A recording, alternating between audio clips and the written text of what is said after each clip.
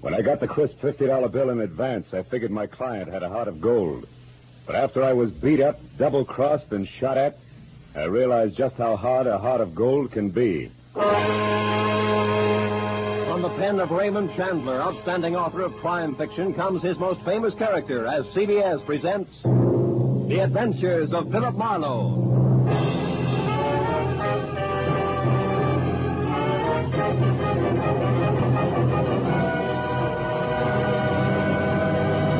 And now, with Gerald Moore, starred as Philip Marlowe, we bring you tonight's unusual story, The Heart of Gold.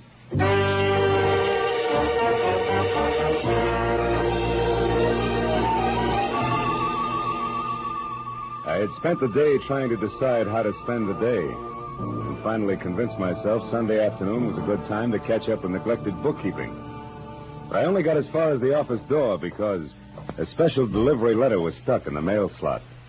I ripped it open and watched a crisp $50 bill flutter to the floor. Pinning it down with my toe, I turned to the letter, which was dated Saturday. Dear Mr. Marlowe, kindly investigate the party who lives at 1903 North Ogden Street to find out if his name is really Elliot Perdue and what his occupation is. Then please come to my residence at 5 tomorrow, Sunday. I live at the home of a friend, Arthur Stewart, 33 Lemonwood Drive in Bel Air. I sincerely hope that $50 will be a sufficient retainer. Truly yours, Helen Asher.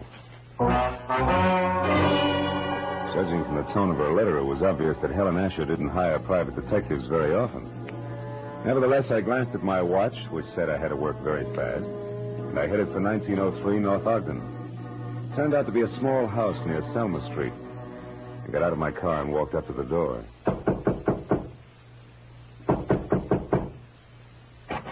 Good afternoon, sir. You the resident here? That's right. What do you want? I represent the Dr. Potter poll of public opinion. I'd like to ask you a few questions regarding... Sorry, but I don't have any opinions to express. Oh, even the opinions of a man with no opinions are important to us. Now, let's just let me step inside here, get out my notebook. There we are. All right, but make it fast. Right. Now, what is your occupation? I'm an investment broker. With which firm? I'm independent. I see. And what is your name, sir? What do you need my name for? Well, for my personal records in case I have to come back. Elliot Perdue. Uh-huh. Do you have any hobbies other than horse racing? What do you mean? Those dope sheets and racing forms there on your desk. I'm quite an admirer of horseflesh myself. You're quite a character, too, aren't you? Working on Sunday and all? Well, you know how public opinion is. It goes right on, rain, shine, or Sunday. Excuse me a moment. Oh, by the way, what's your name? Marlowe. Philip Marlowe. Okay, Mr. Marlowe. Stand still, because I'm not kidding about this gun. I'll beat it back to whoever hired you and tell them they're being very clumsy about a very delicate situation. One more move like this, and they won't get another chance. I knew Perdue meant business, so I left without an argument. Well, at least I had a repeat on the name, Elliot Perdue, and the occupation of bookie to toss at Helen Asher when I met her at 5 o'clock. In Bel Air, I eventually found 33 Lemonwood Drive. 200 yards of palm trees stood at rigid attention while I drove through the gate and up to the house. When the butler opened the door, he stared at me like my hat was on fire. Yes, sir. Did you wish something? Yes, I'd like to see Mrs. Asher, please. Mrs. Asher? Oh, good heavens. Mr. Stewart. What's the matter, Roberts? Why is it? I'm Philip Marlowe, Mr. Stewart, a private detective. I have an appointment with Mrs. Asher. Is she at home? Oh, Mr. Marlowe, perhaps you can help. I don't know what to do. It's such a terrible thing. What's happened? Upstairs, not 5 minutes ago, Mrs. Asher shot herself. Shot herself? Please, if you'd come up with me. Yeah, sure, of course. I'm certainly grateful for your help, Mr. Marlowe. Yeah, this is her room. She's in here. There. Yeah, she's dead, all right. Shot herself in the left temple. Whose gun is that, Mr. Stewart? Well, it's mine. I kept it in the desk downstairs. Did you find her? No, Roberts did. I was out in the hothouse working with my orchids. You see, I've been out of town. I just came in this morning on the super chief from Chicago, and I wasn't expected back until Wednesday. Yeah, look, Mr. Stewart, do you mind telling me how well you knew Mrs. Asher? Oh, very well indeed. Ever since the accident 3 years ago, she lived in my house under my care. The accident? Yes, that's how she got those scars on her cheek and neck. As you can see, my hands were burned at the same time. Would you mind telling me about it? Well, I was living in Canada at the time. One day, my wife Florence and I went to a camp near Quebec, and we met Helen Asher our first day there. She was a pathetic, lonely woman, a widow. Oh? And that very night, while she was visiting us, the oil stove in our cabin exploded. Oh? Florence, my wife, was killed, and Mrs. Asher was severely burned. It was ghastly. I can imagine. Mrs. Asher had no one, so I thought the least I could do would be to care for her, since I knew the accident had been caused by sheer carelessness on my part. You took over full responsibility for her? Yes, I did everything I could think of, but she never quite got over the shock of that night, and now this. It's horrible. Have you notified the police yet? No, You no. better do it right now. Yes, I'll go right downstairs and call them. The dead woman on the floor had been beautiful once. No doubt about it. This was my client, and a certain $50 bill was burning a hole in my pocket. I wandered over to a writing table, and as I looked down, I noticed that the Sunday sheet had been torn off the memo pad. It bothered me. Tomorrow should mean nothing to a suicide, yet Mrs. Asher's memo pad showed Monday already. The sheet was blank, but on a hunch I tore it off and stuck it in my pocket. I was about to turn away when I saw a book of matches from the Conga Club. So I picked that up, too, and then I left. I drove around for some time trying to figure things out. Then I went down to police headquarters to see one Lieutenant Ibarra. It's suicide as far as we're concerned, Marlowe. Everything checks. Mrs. Asher was despondent and she killed herself. She didn't leave a suicide letter, but they don't always. How'd you get in on this? Well, she paid me $50 in advance to air out a small-time bookie or worse named Elliot Purdue. Incidentally, what's the background on Arthur Stewart? Oh, he's a big-money fashion designer. Started his business on his wife's insurance. She died in an accident in Canada. He did a lot for Mrs. Asher because he felt responsible. Yeah, I know all that. But was she left-handed? Did Stewart come in on the super chief this morning, and was it the butler that found the body? That's right. We checked it all. Hey, look, Phil, do you have any good reason to think this isn't suicide? No, not really. It's just that $50 in advance that bothers me, I guess. Oh, by the way, I've got a piece of paper I'd like the boys in the lab to run a test on, okay? Sure, Casey will fix you up. Marlowe, I figure suicide now, but I can always change my mind.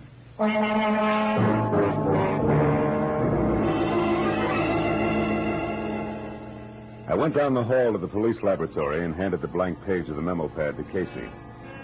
10 minutes later, he explained that the impression showed a left-handed person had written a number, Bradshaw 711, with a wide point fountain pen, probably on the page just above the one I'd given him. Well, I thanked him, dropped 4 bits in the Christmas fund bottle, and found the phone. I dialed Bradshaw 711 and waited.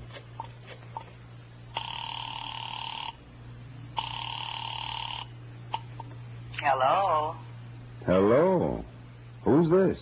The man in the moon. Come up and see me some other time. Hey, wait a minute. I like your voice. And besides, 711 is a very lucky number. Uh-huh. 3 passes in a row. But don't let it fool you, Jack. The answer is no dice. Goodbye. Yes, well? I gathered she was in no mood for playing, so I decided to be strictly business and dialed again. There was no answer. I let it ring for some time, but Miss Golden's voice obviously wasn't taking any more anonymous calls. I'd left only the long shot, the book of matches I'd found on Mrs. Asher's desk. The Conga Club was on the Sunset Strip, so I drove out there, found a parking space on a side street nearby, and went in. I didn't know exactly what I was looking for, so I paid $1.10 for a scotch and soda worth 40 cents, just to help pass the time. An amber spotlight was glistening down on a set of sequin contours that would have melted the Ice Age down to a fortnight. And she was singing. For wherever my man is, I am here forever.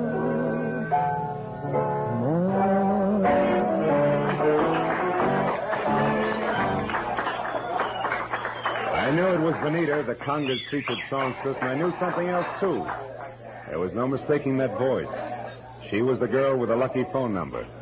I wrote her a note, called a waiter to the table to deliver it, and then sat back to watch her as she glided over and sidled into a chair opposite me. It was your penmanship that intrigued me, Mr. Malone. It was your voice and so forth, mostly the so forth, that got me, Benita. Would you care to decipher the Sanskrit you call a note? The waiter said you wrote it. Sure. It says important business. That's an idiom. If you wanted to talk turkey, how would you translate it? Do you know a woman named Helen Asher? Not that I remember. Why? Well, your phone number showed up on a memo pad. How do you account for that? How should I know? Maybe she intended to call me up. Look, you're quite a handsome man, Mr. Marlowe. But you look silly with your nose bent. Why do you keep sticking it into other people's business? Because besides being paid for it, it sometimes leads to meeting interesting and beautiful people. Present company included. What do you want? Mrs. Asher killed herself tonight. Mrs. Asher's dead? Yeah. And considering you said you didn't know her, you look very put out about it. All right, Marlowe, you win. But let's not talk about it here. Finish your drink while I get out of this costume. Then meet me outside by the front door in 10 minutes.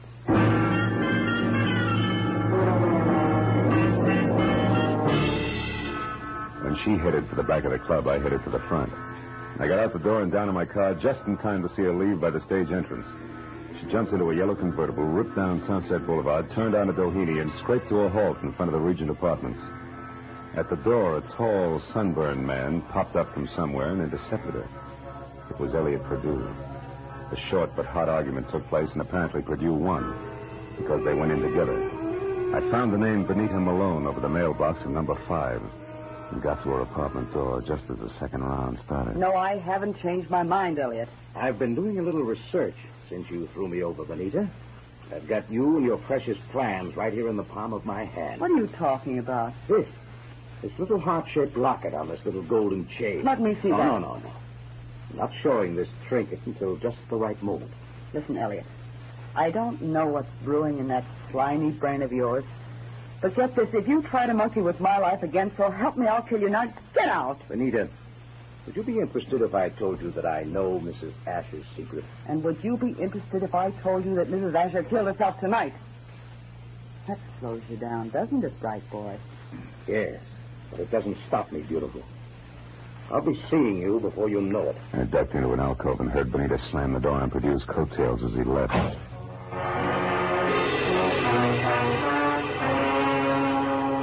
So, now I knew that Perdue, a locket, and Benita Malone added up some way to a bullet in the head for a scarred woman with a secret.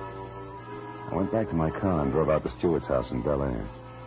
When you were here before, Marlowe, I was so upset I hardly realized you were a private detective. You had an appointment with Mrs. Asher. Had she hired you? Yes, to investigate someone, but she didn't live long enough to give me the details. Now, what sort of trouble could she have been in to have needed a private detective?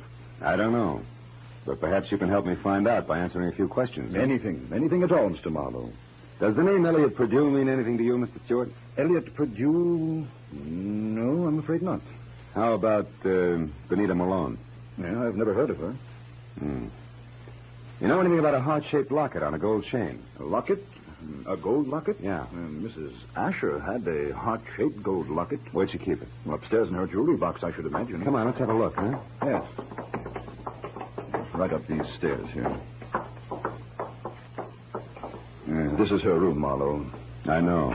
I was here once before. Why? It's not here. It's not on her dressing table. Her jewelry box, it's gone, Marlowe. But you think that... Elliot Perdue has it. I can't understand this. What's the locket like? What's inside it? Just a picture. It was valued by Mrs. Asher because it was the only one she kept of herself the way she looked before the accident. Now, why would anyone else want that? I don't know. But when we get that locket, we'll get a lot of answers along with it.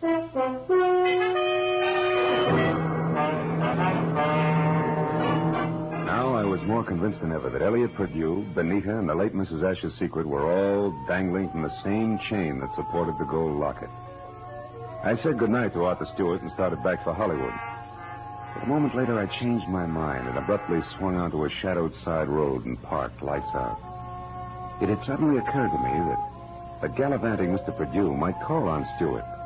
And if so, I wanted to be on hand. Well, 40 minutes later, I was about to call off the cloak and dagger routine when I heard the sound of a powerful motor roaring out of Stewart's driveway. I looked up just in time to see a long black Nash whip by with Stewart at the wheel.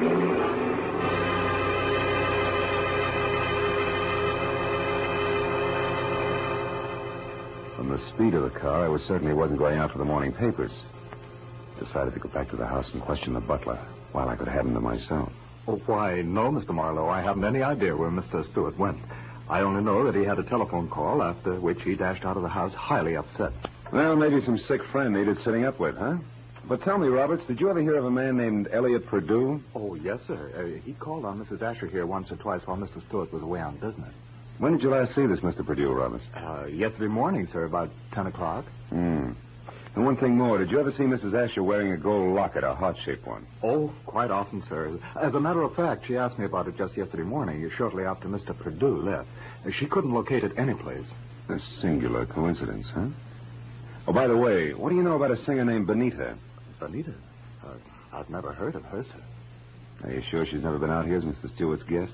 Why, I'm positive, sir. Mr. Stewart never has any ladies out here, of any kind. Oh? Doesn't that strike you as being strange, Roberts? After all, Mr. Stewart's a very eligible widower. Widower, yes, Mr. Marlowe, but philanderer, no. Good night, sir.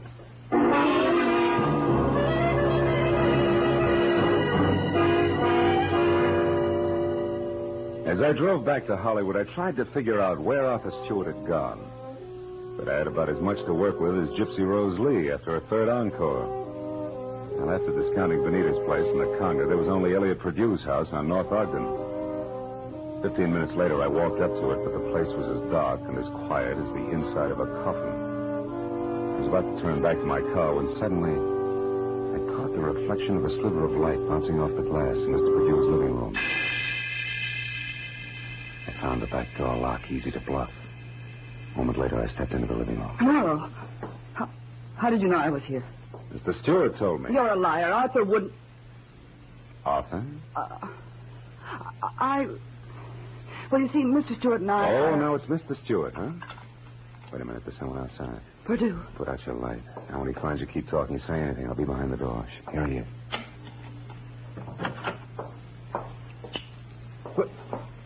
Well, Benita.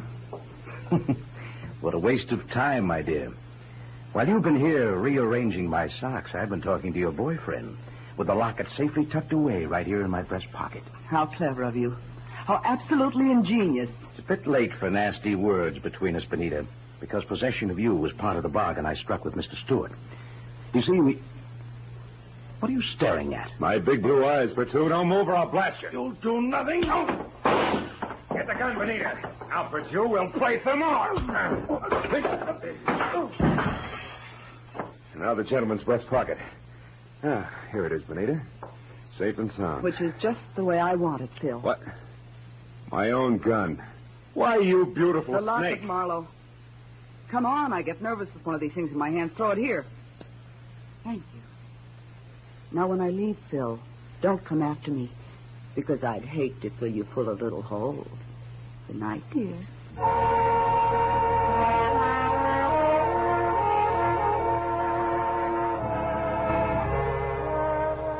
When Benita stepped out of that house, I solemnly swore I wouldn't trust another woman for the next 100 years. But a groan from the body on the floor brought me back to 1948 and Elliot Perdue. I knew that he had seen the picture in the locket, so I went to work on him. Come on, Perdue, snap out of it. Come on. Huh? Oh, it's you, Marlowe. Who'd you expect, St. Peter? What was in the locket, Perdue? I don't remember. Maybe a call on Lieutenant Ibarra will refresh your memory. I doubt it. Then we better start playing games again. We'll start with one called Slap, Slap, Perdue. No, let me alone, Marlowe. Get your hands off me. You ready to start singing, huh? All we need now is the right lyrics. No. Come on, Perdue, talk. Stop it. I'll talk. Good. Now, why did Mrs. Asher kill herself? Because she had a good reason. Like what? No, it's a long story. Make it short. Okay, Marlowe. Here goes.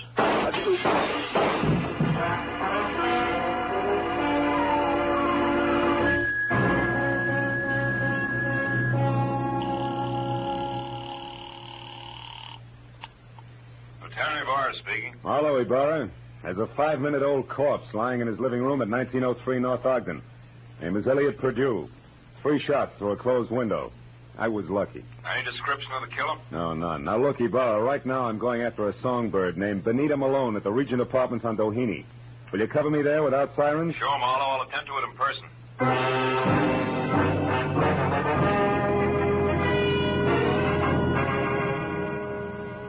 It was only a healthy centerfield's peg from Perdue's house to Benita's. When I got there, the place was dark and a car wasn't in sight. I decided to try the Conga Club. But as soon as I walked in, I began to worry because if Benita had wanted to get rid of that locket, she'd have had enough time to bury it at Forest Lawn. But I didn't know Benita, because Miss Oomph herself was singing in the amber spotlight, and dangling from her soft white neck was the heart-shaped gold locket. I love you because he's wonderful, because he's just my Bill.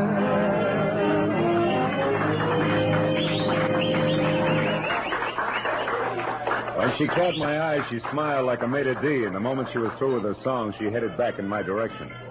But before she got to me, I saw her give the high sign to an ape in a tuxedo. He looked at her and then across toward my table and left the room. I watched Benita glide across the floor in my direction.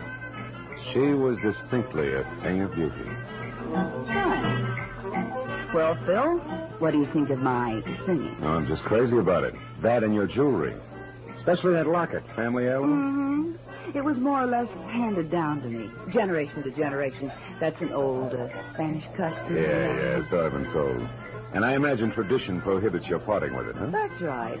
Unless, of course, someone with oodles of money offers me lots of it in exchange.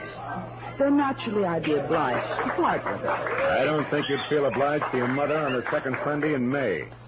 Besides, I don't have oodles of money. Oh, you should have told me that earlier. Goodbye, good looking. Hey, wait a minute. We couldn't do any business in a minute. And don't follow me if you want to stay pretty.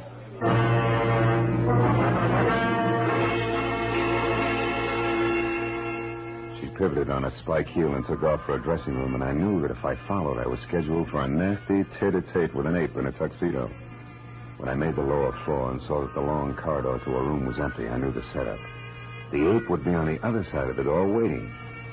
Benita still had my gun, so I got the nearest substitute for a blackjack, a full bottle of Paul Masson champagne.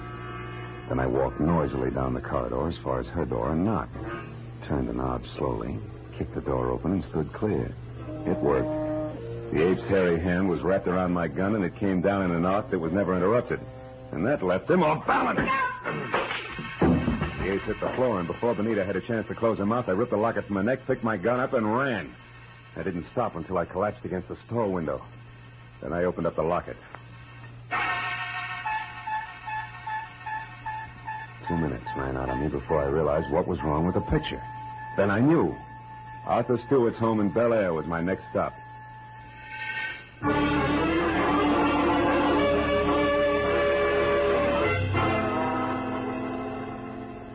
30 minutes later, I pulled up away from the place and parked. And keeping in the shadows, I approached the house where only the library and an upstairs bedroom showed any light.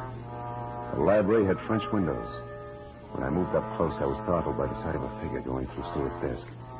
I stepped into the room and found it was my little friend, Benita. I've got my own gun again, Benita. Phil. Oh, doing a little dusting, honey? Oh, don't be funny. I'm not trying to. How is it you're not upstairs helping Stewart pack? Because I've already finished packing, Mr. Marlowe, and don't turn around. That was well done, Benita. Oh, fine. Sucked in by a little decoy sprinkled with sequins. Don't mind the pose, Marlowe. Just toss your gun on the couch over there. Now. That's better. You know, Marlowe, I can't say that I'm very sorry for you. I don't expect condolences from a character who murdered a woman this afternoon and a man this evening. You killed Mrs. Asher? Yes, and that blackmailing scum Purdue as well. But both murders were very necessary, Benita. Even as Marlowe's here will be. Come over here, Benita, behind me. Hurry, Arthur, let's get out of here. Don't worry. And now, Mr. Marlowe, it's time for you. Well, thanks, Benita. You swing a beautiful bookend. You know, I had you figured all wrong. No, don't mention it, dear. I heard the cops coming anyway. You sweet child. We're in here, Ibarra, all of us.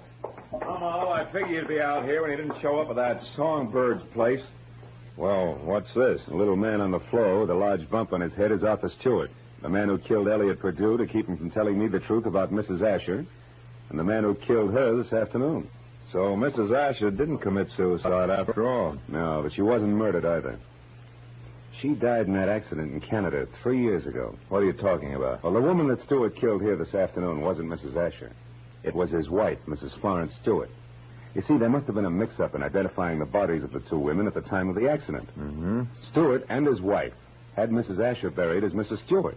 Then they collected the insurance neat, huh? Yeah. But what happened? Yeah, it's simple. Stewart got bored with his scarred and unattractive wife, and he started running around with choice little numbers.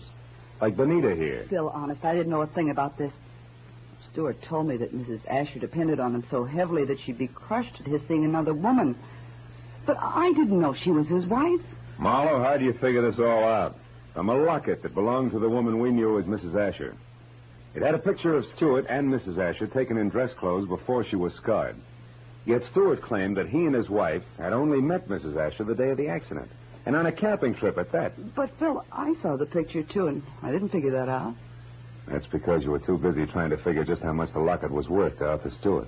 Or to anybody. In cold cash. You were blinded by all the dollar signs in front of your eyes, baby. Why, Phil, how can you say such things?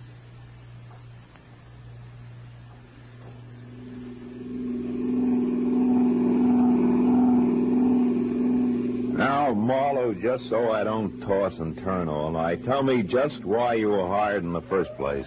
Well, Ibarra, it goes something like this. When Purdue knew that he was losing Benita to Stewart, he decided to check up on the opposition. And he not only found out what he wanted to know, but he found out a lot of things, too, that he didn't want to know. Mrs. Stewart, the late Mrs. Asher, became suspicious of his questioning, and incidentally of her husband. So she sent for me. Well, Marlowe, Stewart certainly had me fooled. I doped him out to be a very generous guy, a great benefactor who was doing the right thing for a lonely, unfortunate woman. Yeah, looked like he had a heart of gold, all right. But a funny thing, Ibarra, in the end, it was this heart of gold, this locket here, that got him. Mind if I keep it? Not at all. You had a tough enough time getting hold of it. Good night, Phil.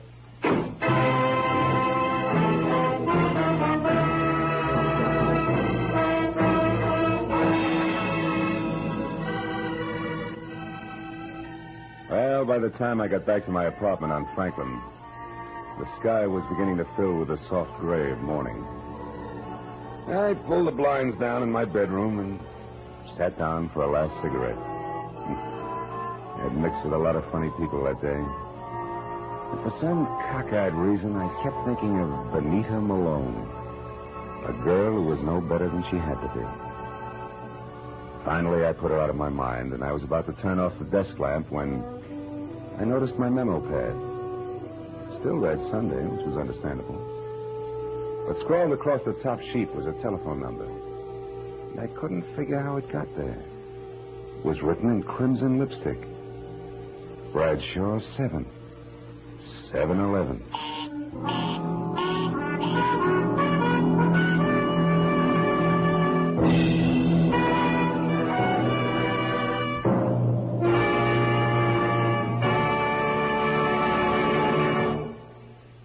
The Adventures of Philip Marlowe, created by Raymond Chandler, stars Gerald Moore and is produced and directed by Norman MacDonald. Featured in tonight's cast were Gloria Blondell, John Daner, Jack Moyles, and Ben Wright. Detective Lieutenant Ibarra was played by Jeff Corey. The special music was conceived and conducted by Richard Orant.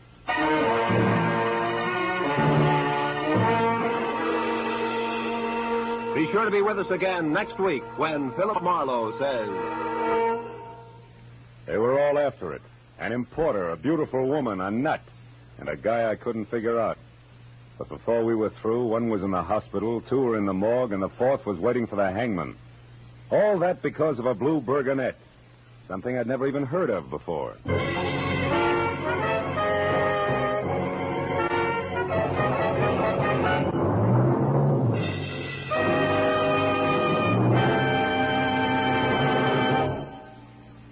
Dr. Fabian, the ship's doctor in cabin B-13, tells a new story of danger in far ports tonight over most of the CBS network stations. Tonight's story, The Island of Coffins, is another original drama by John Dixon Carr, famed mystery writer. You can hear it when the ship's whistles sound outside cabin B-13.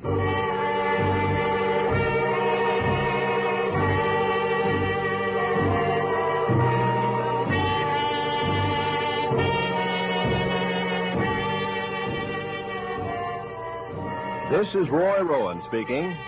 This is CBS, the Columbia Broadcasting System.